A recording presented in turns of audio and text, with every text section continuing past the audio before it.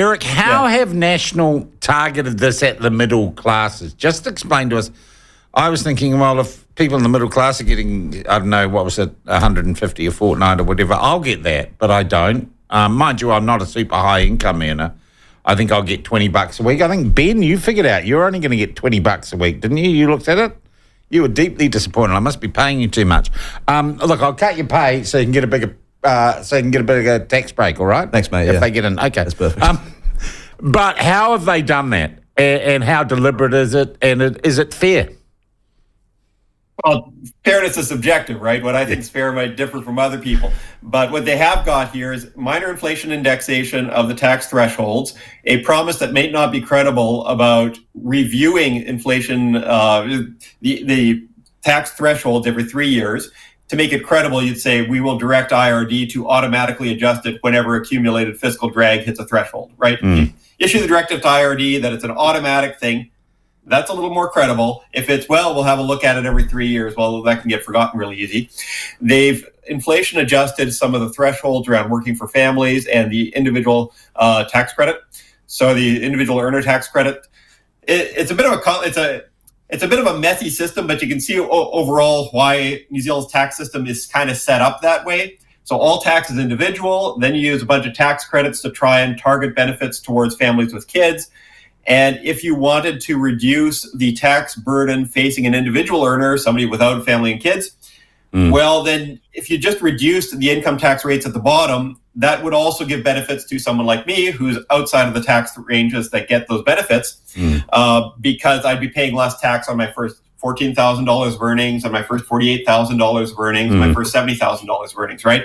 So the individual earner tax credit tries to target for that. So it gives money back to people who are individual earners that are in those lower tax bands, so it can avoid giving tax cuts to those on higher earnings. Yeah. So it's very targeted in that way. But you kind of wonder about some of the other revenue initiatives in there. So there's already been some questions about whether the foreign buyer tax would raise as much revenue. Yeah, tell us about that. Just give us a thumbnail sketch of the foreign buyer tax, what that is exactly. Okay.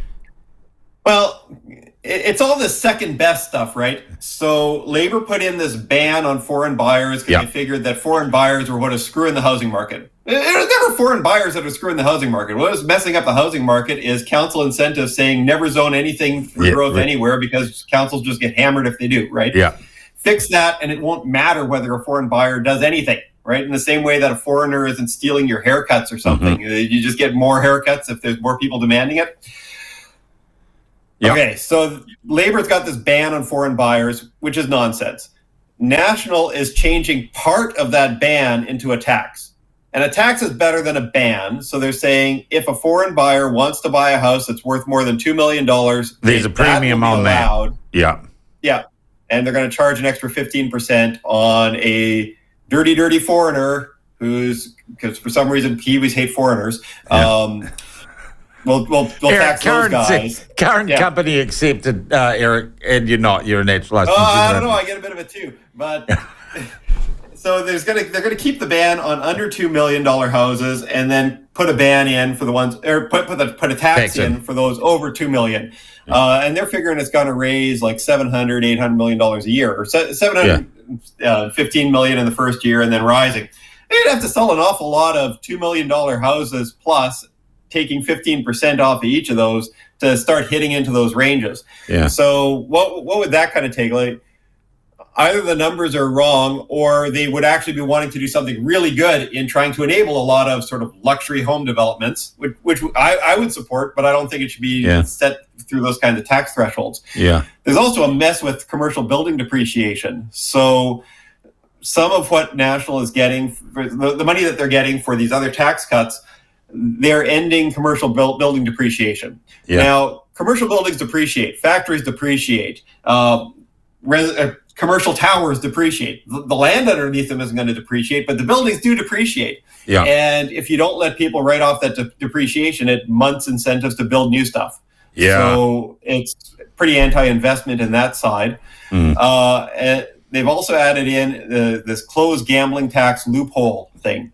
So they figure that they're going to be able to get $170 to $180 million a year by making sure that GST applies on online gambling. Interesting. Now, well, it's another one of those weird ones because Labor has been talking about banning it entirely, right? Yeah. So there's kind of this soft ban where everybody's supposed to only gamble through the TAB. They've got this monopoly on it, but the TAB kind of sucks for some stuff. Like you can't go and bet on politics on it. They don't do that. The odds aren't as good as you might get at some foreign bookmakers. So like I bet at Betfair on the election, and I keep watching the Betfair prices. Now, if you think about what are odds? What are odds at the moment?